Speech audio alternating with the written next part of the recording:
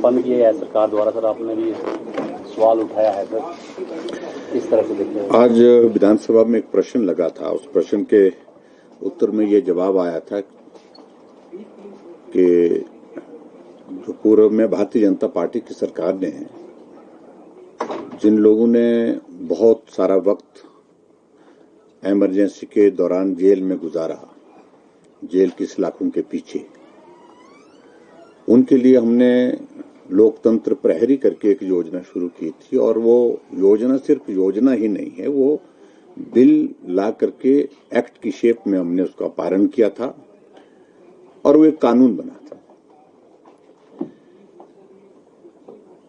उसको बंद करने के लिए कांग्रेस पार्टी की ओर से सरकार बनने के बाद एक निर्णय किया गया और आज जो प्रश्न लगा तो उस प्रश्न के जवाब में भी यही कि इसको बंद करने का सरकार ने निर्णय लिया। तो मैं इस प्रश्न के माध्यम से ये जानना चाह रहा था कि आखिर वजह क्या है। हम कांग्रेस के उन मित्रों से ये पूछना चाह रहे थे, मुख्यमंत्री से,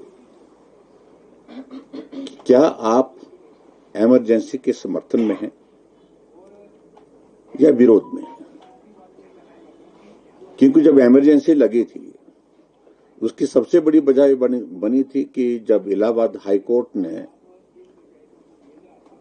उस वक्त की प्रधानमंत्री इंदिरा गांधी के चुनाव की जो याचिका वो चल रही थी उस पर निर्णय दिया था और उनको उससे उनकी सदस्यता रद्द हो गई थी।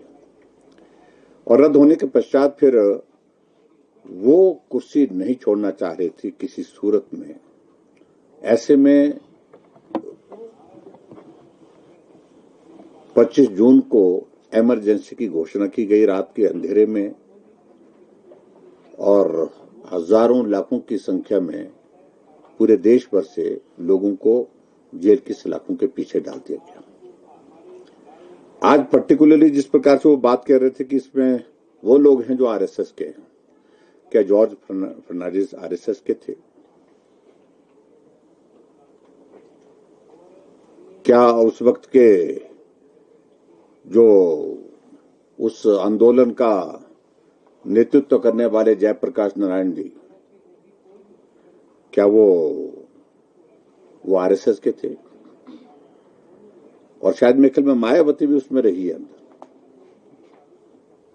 और बहुत सारे लोग ऐसे एक ने अनेकों लोग जो अलग अलग विचारधारा के थे, लेकिन लोकतंत्र के हनन के खिलाफ, लोकतंत्र को समाप्त करने के लिए जैसे इमरजेंसी लगाई गई उसका विरोध करते हुए जिसने भी आवाज उठाई उनको जेल की सलाखों के पीछे भेज दिया गया।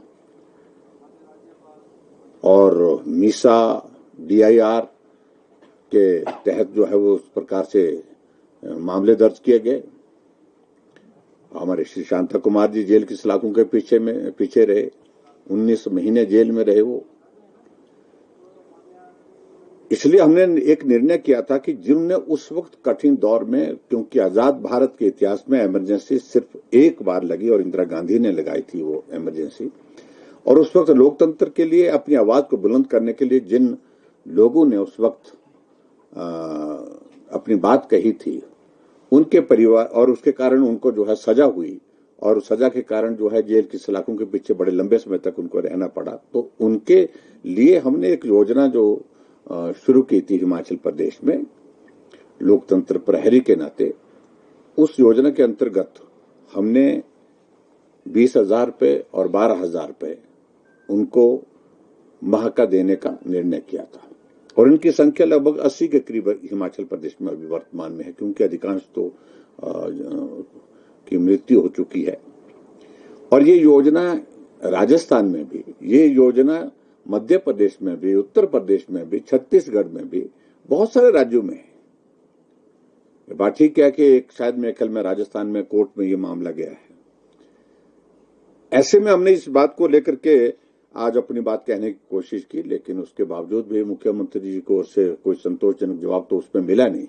लेकिन हमने उनसे कहा है कि आप उस पर पुनः विचार करें, पुनः विचार करने के बाद इस योजना को बहाल करें और सब चीजें बंद करना, क्योंकि वर्तमान सरकार का एक काम करने का तरीका यह है कि सब कुछ बंद करना।